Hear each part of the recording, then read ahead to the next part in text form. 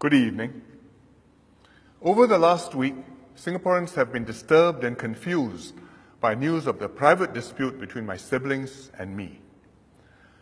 I deeply regret that this dispute has affected Singapore's reputation and Singaporeans' confidence in the government. As your Prime Minister, I apologize to you for this. And as the eldest of the siblings, it grieves me to think of the anguish that this would have caused our parents if they were still alive. I had done everything possible to avoid this state of affairs. My father left the property at 38 Oxley Road to me as part of my equal share of his estate. But my siblings were not happy about this. I tried to deal with the unhappiness privately. I offered to transfer 38 Oxley Road to my sister for a nominal $1. Unfortunately, that offer failed. I then sold the house to my brother at a fair market valuation and donated all of my proceeds to charity.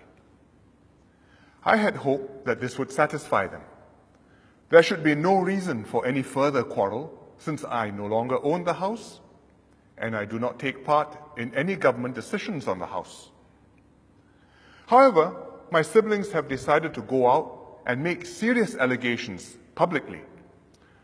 For example, they say that I'm using my position as Prime Minister to influence the ministerial committee chaired by DPM Teo Chee Hean.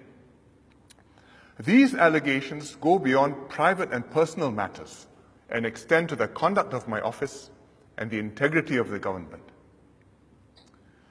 Much as I would like to move on and end a most unhappy experience for Singaporeans, these baseless accusations against the government cannot be left unanswered.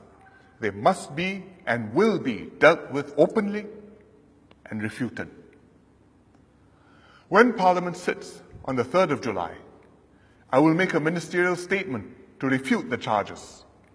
All MPs will have then the opportunity to raise questions for themselves and their constituents. I have instructed that the PAP party whip be lifted.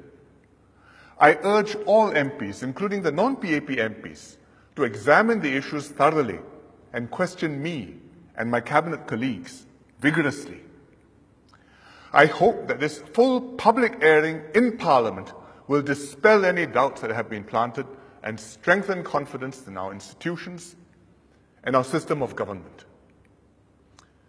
I want to assure all Singaporeans that this matter will not distract me and my cabinet colleagues from our responsibility to govern Singapore and to deal with more important national issues, including the pressing economic and security challenges we face.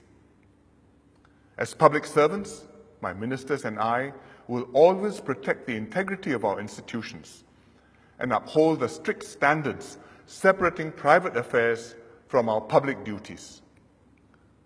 We are determined to repair the damage that has been done to Singapore.